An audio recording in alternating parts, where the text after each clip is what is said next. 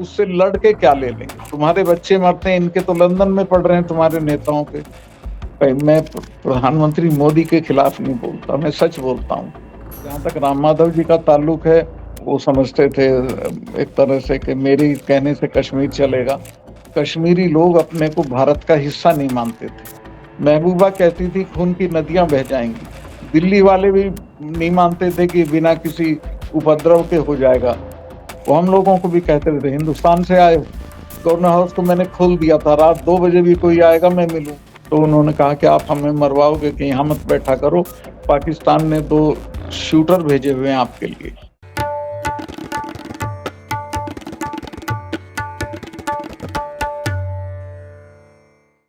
नमस्कार, the red mic में आपका स्वागत है।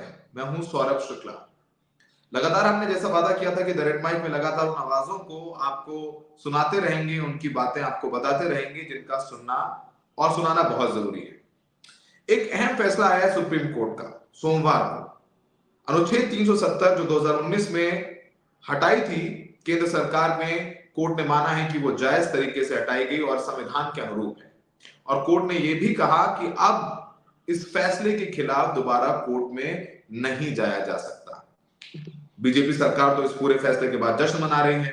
वहीं जो कश्मीर के नेता हैं, चाहे वो महबूबा मुफ्ती हो, फारूक अब्दुल्ला हो, उमर अब्दुल्ला हो, वो इस फैसले को लेकर के ये तो कह रहे हैं कि सुप्रीम कोर्ट के फैसले का सम्मान करते हैं, पर खुश नजर नहीं आ रहे। एक आवाज है जिसकी भूमिका बहुत अहम रही, वो आवाज है सत्यपाल मलिक, जो कि पूर्व गवर्नर है। उनकी ही कलम से 370 हटी थी। उस वक्त वही गवर्नर थे जम्मू कश्मीर के। उनको बीजेपी ने अपने जश्न में शामिल नहीं किया है, क्योंकि आप जानते हैं किसान आंदोलन में उन्होंने आड़े हाथों लिया था बीजेपी सरकार को। उनका कार्यकाल खत्म हो गया। कश्मीर में भी थे तो उनके फैसलों को लेकर के शायद केंद्र सरकार नाराज रही। उनका तबादला कश्मीर से गोवा किया गया, फिर गोवा से मेघालय। सत्यपाल मलिक साहब हमारे साथ हैं।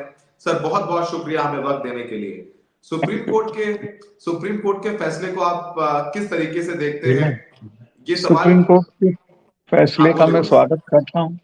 स्वागत इसलिए करता हूं कि 370 हटाने की शुरुआत मेरी चिट्ठी से हुई थी और हम सही साबित हुए। सुप्रीम कोर्ट की मोहर के बाद अब उस पर कोई बहस नहीं होगी। बहस नहीं होगी। आप बताइए उस दौर की बात, जब आपको जम्मू कश्मीर का गवर्नर बनाया गया, जब प्रधानमंत्री मोदी से आप मिले, गृह मंत्री अमित शाह से मिले, तो आपको क्या इस बात के लिए कहा गया था, इस बात का क्यों दिया गया था कि 370 हटाएंगे इसलिए आपको भेजा जा रहा है? क्योंकि आप पहले राजनीतिक व्यक्ति थे जिसे जम्मू कश्मीर में गवर्नर बनाया गया, वरना हमेशा ब्यूरोक्रेट या पूर्व पुलिस अधिकारी या राजनयिक ही वहां पर लेफ्टिनेंट वहां का गवर्नर बनते थे। तो आपको कहा गया था कि 370 हटानी है आपको जाके? नहीं, मुझे ऐसा कुछ नहीं कहा गया था, पर मैं इसको अंदाज कर सकता था, चूंकि हर चुनाव में उनके घोषणा पत्र में ये रहता था हटाएंगे। तो मुझे अंदाज था कि मेरे रहते हुए हटाने की जरूरत आ सकती है। 370 हटाने की जरूरत आ सकती है। जब आप ये गए थे गवर्नर बन के, तो इनका ब्रीफ क्या था, जो प्रधानमंत्री मोदी और अमित शाह जी का? प्रधानमंत्री का ब्रीफ था नो पॉलिटिकिंग और डेवलपमेंट और रीच आउट। Reach out. वहां पर जो पुराने बीजेपी के वहां पर राम माधव जी भी काम देख रहे थे, उनसे आपकी बनी नहीं। आपने उनका नाम भी लिया कि उन्होंने वहां पर भ्रष्टाचार किया, उसको लेकर के आप पर ही सीबीआई की जांच हो गई, आपसे ही पूछताछ हो गई। उस वक्त कितना मुश्किल था अपने आप को वहां पर स्टैब्लिश करना आपके लिए, जहां वहां पहले से एक मशीनरी थी आरएसएस की या बीजेपी की, उनको थोड़ा दरकिनार करना पड़ा आपको? आपको लगा कि वो आपको काम नहीं करने दे रहे? कितना मुश्किल था आपको उस दौर में? नहीं, वहाँ बीजेपी के लोगों का दखल नहीं था। जहां तक राम माधव जी का ताल्लुक है, वो तो बहुत अपने को वहां का सुपर वो समझते थे एक तरह से कि मेरे कहने से कश्मीर चलेगा। लेकिन उन्होंने मुझे कभी कुछ कहा नहीं। वो जब एक डील मैंने कैंसिल किया तो जरूर वो भागे भागे राजभवन आए थे। उन्होंने पूछा कैंसिल कर दिया? मैं कहा कर दिया। कि इसकी चिट्ठी चली गई? कि चली गई। फिर वो चले गए, उन्होंने कुछ नहीं कहा। मलिक साहब, 370 तो हट गया है। 370 हटाने के पीछे सरकार की मंशा यही थी कि जो 1,57,000 से ज्यादा कश्मीरी पंडित या कश्मीरी लोग हैं जिन्होंने इंसर्जेंसी के दौरान पलायन किया कश्मीर से, उनको वापस से वहां पर स्थापित किया जाए। सरकार बहुत ज्यादा अब तक ऐसा लग नहीं रहा है कि कामयाब हो पाई है। देखिए, 370 का उससे ताल्लुक नहीं है। 370 एक ऐसी धारा थी कि उसके रहते हुए कश्मीरी लोग अपने को भारत का हिस्सा नहीं मानते थे। वो हम लोगों को भी कहते थे हिंदुस्तान से आए हो, लेकिन 370 हटने के बाद जो अलगाव की दीवार थी वो खत्म हो गई है और अब समझ में आ गया कि वो भी हिंदुस्तान है, हम भी हिंदुस्तान है। वो समझ में आ गया। लेकिन ये कहा कि आपके भी उस वक्त की याद है, हमने भी इंटरव्यू किया था आपका और आपसे बातचीत हुई थी। आप भी कह रहे थे कि यहाँ पर अब उद्योग धंधे लगेंगे और लोग वापस आएंगे, इंडस्ट्रीज लगेंगी, यहाँ के लोगों को रोजगार मिलेगा। ऐसा कोई बहुत बड़ी इंडस्ट्री अभी तक लगी दिखाई नहीं देती है कि हाँ, वहां पर अगर देखिए। ये सही कह रहे हैं कि डेवलपमेंट जो होना चाहिए था उतना नहीं हुआ है, लेकिन वो जब तक सेंटर इंटरेस्टेड ना हो तब तक नहीं होगा। उस वहां भेजना चाहिए लोगों को, इस इंडस्ट्रीज लगानी चाहिए, डेवलपमेंट। हालांकि वहाँ एम्स भी चला गया है और आपका जो ये होता है एमबीए वाला जो कोर्स होता है वो भी चले गए हैं, बहुत सारी संस्थाएं गई हैं। उस तरह का डेवलपमेंट तो हुआ है, लेकिन इंडस्ट्रियल डेवलपमेंट में कोई खास प्रगति नहीं हुई। अभी आपने देखा कई कश्मीरी पंडितों की हत्या हुई और काफी प्रदर्शन भी हुए कश्मीरी पंडितों के, वहां पर लगातार प्रदर्शन हो रहे हैं। वो कह रहे हैं कि सरकार हमें अभी तक सिक्योरिटी प्रोवाइड नहीं करा पा रही है। तो 370 तो हट गई। आपको लगता है कि आप जब थे तो आप पर ज्यादा विश्वास था कश्मीरी लोगों का? अभी चाहे वो आपके बाद द्रौपदी मुर्मू आए, उसके बाद से मनोज सिन्हा साहब है वहां पर, वो विश्वास पैदा नहीं कर रहे हैं जो आपने कर दिया था। मुझे याद है कि लोग लगातार आपको सीधे फोन करते थे, लोग आपका नंबर सबके जी, पास था, आप सीधे मैंने सबके सब साथ बात करते थे। सबको अपना नंबर दिया हुआ था और एक सिर्फ सिर्फ एक व्हाट्सएप पे मैं एक्शन करता था। कोई व्हाट्सएप कर देता था, एक बच्चे ने किया कि मैं और मेरी बहन बोर्ड का इम्तहान दे रहे हैं, हमारे यहाँ बिजली नहीं है। मैंने अगले दिन उसके यहाँ एक छोटा जनरेटर और बल्ब भेजे और 1.5 महीने में उसके यहाँ लाइन खिंचवा दी। 1.5 किलोमीटर दूर थी वो जगह। और जब उसके यहाँ ट्रांसफार्मर गया है गांव में, तो कई कई गांव के लोग ढोल बजाते हुए इस ट्रांसफार्मर का स्वागत करने आए थे। तो उनको मैंने सेंस ऑफ एक तरह से बिलोंगिंग दे दी थी कि गवर्नर हाउस उनका है। गवर्नर हाउस को मैंने खोल दिया था, रात 2 बजे भी कोई आएगा मैं मिलूंगा, उसकी जरूरत नहीं है अपॉइंटमेंट की। तो उससे एक अपनापन और एक जिसको कहते हैं विश्वास पैदा हो गया था। फिर आपको क्या लगता है कि आपको हटाया क्यों गया वहां से? तो ज्यादा नहीं, वो कुछ तो कुछ टाइम बाद ही हटा हटना दिया गया, हटाना कारण क्या था? हटाना तो यूं जरूरी था कि जब आपने कश्मीर को डाउनग्रेड करके यूटी बना दिया, तो यूटी में गवर्नर नहीं होता, एलजी होता है और वो 10-15 स्टेप्स नीचे होता है गवर्नर से। तो मैं गवर्नर रहते हुए यूटी में नहीं रह सकता था और एलजी होने के लिए मैं तैयार नहीं था, इसलिए मुझे हटाया गया। या फिर कुछ और कारण लगता है आपको, ना राजनीतिक ना, कारण वो था? कोई कारण नहीं, मेरा कोई काम ऐसा नहीं था जिससे इनको दिक्कत हो। इनसे इनको दिक्कत हो, फिर आपको गोवा भेजा देखिए, गया। 370 बोलिए। फ्लॉलेसली हटी। महबूबा कहती थी खून की नदियां बह जाएंगी। दिल्ली वाले भी नहीं मानते थे कि बिना किसी उपद्रव के हो जाएगा, लेकिन 370 हट गया। 3 एक्स चीफ मिनिस्टर्स अरेस्ट हुए।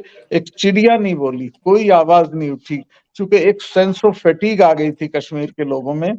मैं उनको हर मीटिंग में समझाता था कि ये बताओ, ये 250 लड़के हैं तुम्हारे, दुनिया की तीसरे नंबर की फौज है भारत की, उससे लड़के क्या ले लेंगे? तुम्हारे बच्चे मरते हैं, इनके तो लंदन में पढ़ रहे हैं तुम्हारे नेताओं पे। तो तुम झगड़ा मत करो, बातचीत से तुमको सब कुछ मिल सकता है।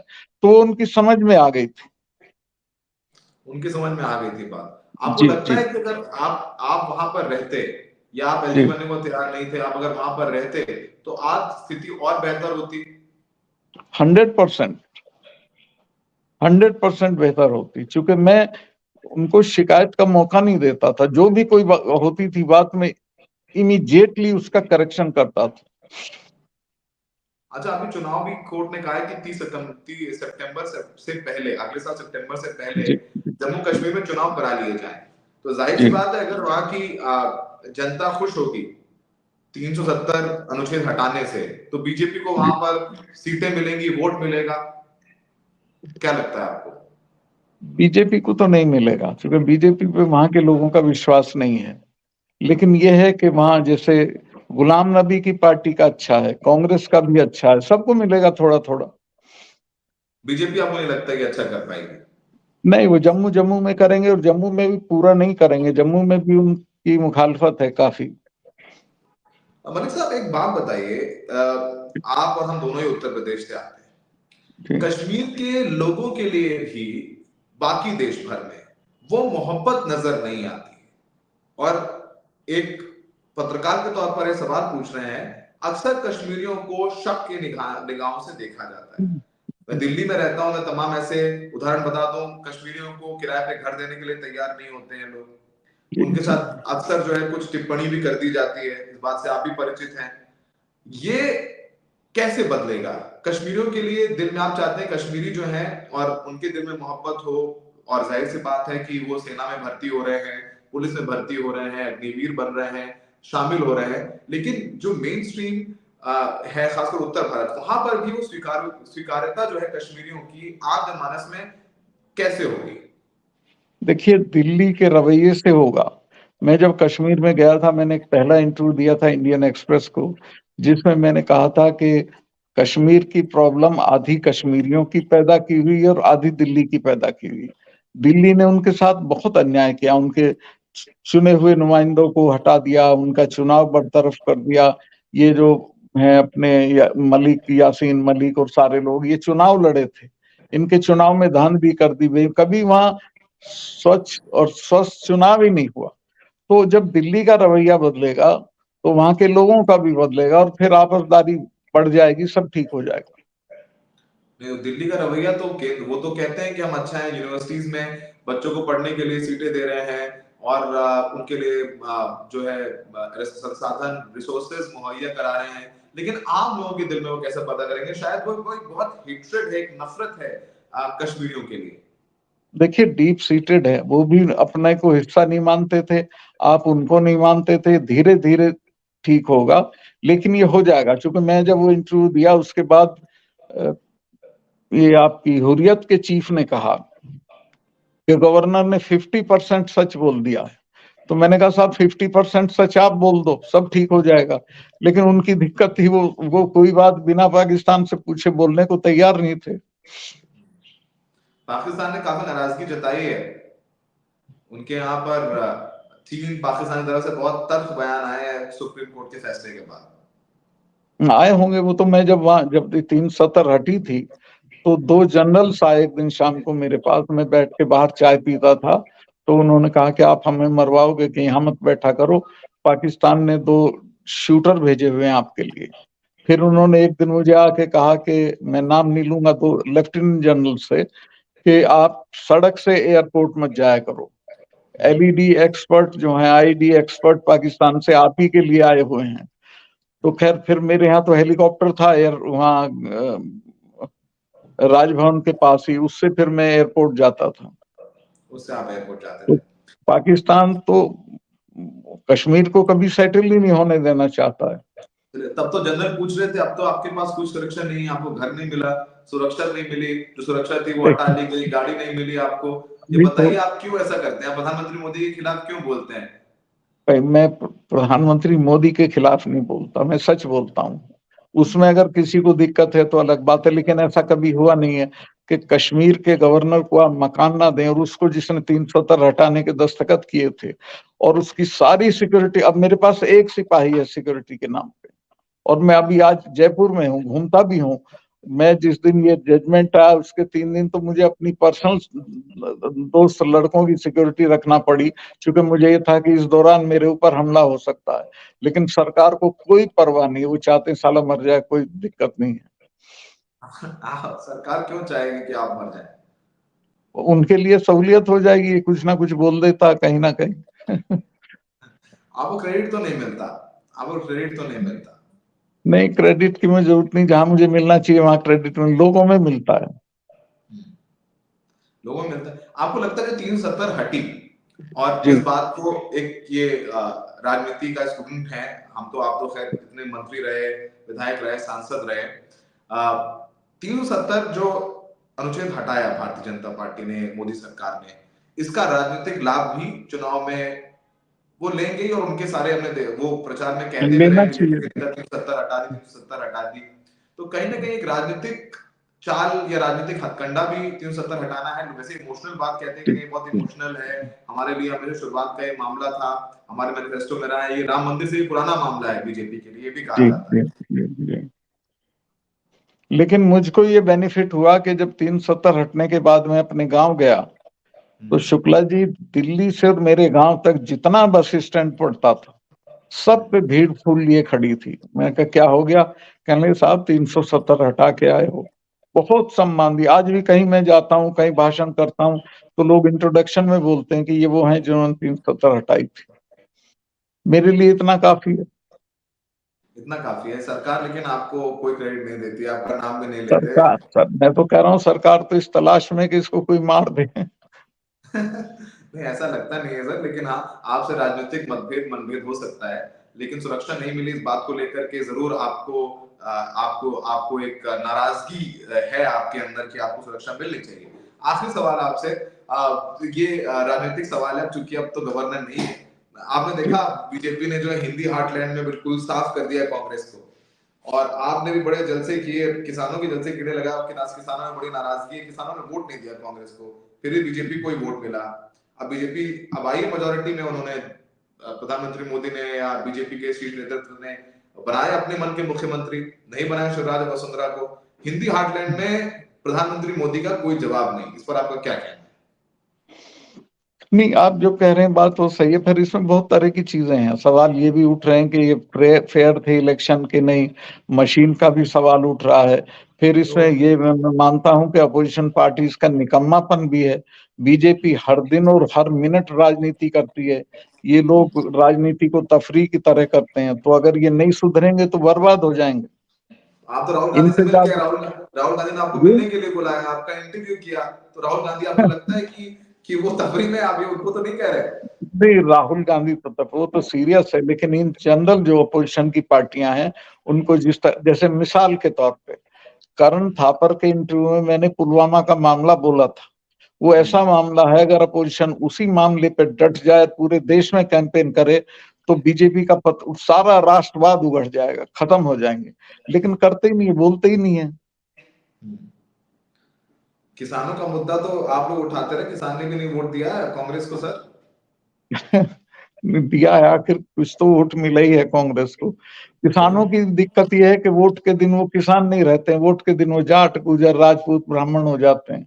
उनको किसान के तौर पे वोट करना सीखना पड़ेगा। किसान के तौर पर वोट करना सीखना पड़ेगा। सर बहुत बहुत शुक्रिया, आपने हमें वक्त दिया। Thank you. आप जयपुर में थे, आपने हमारा निवेदन स्वीकारा, और हमेशा की तरह आप जो अपनी बात खुल के रखते हैं वैसे ही रखा। सर बहुत बहुत शुक्रिया आपसे बात करने के लिए। शुक्रिया, आपका भी धन्यवाद। Thank you.